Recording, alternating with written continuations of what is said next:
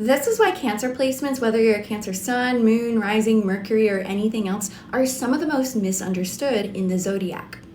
Not only that, but they are some of the most diverse personalities that I've ever met. A lot of people associate Cancer placements with nurturing, emotion over logic. They kind of associate them with sort of this emotional impulse, which is kind of true, but it's a lot more nuanced than that. Cancer is ruled by the moon, which does allow them to filter things through an emotional undercurrent of energy, but that emotional undercurrent can look so incredibly different depending on the moon sign of the Cancer placement native. A good example is I am super close to somebody who has a full-on Cancer stellium, but they are one of the most logical, detail-oriented, organized people that I have ever met in my life. Like, you would literally meet them, and when people figure out they have a bunch of Cancer in their chart, they're kind of like, huh? That don't make sense. But when you look at this native's moon placement, their moon is in Gemini, which means that their emotional body is very logical. It filters things through intellect. It takes in and processes information very well. And so while they process information through this like intuitive undercurrent, that undercurrent is very intelligent. Same goes for any moon sign. Let's say you have Cancer placements, but your moon is in Scorpio. You're probably very investigative, but on that sort of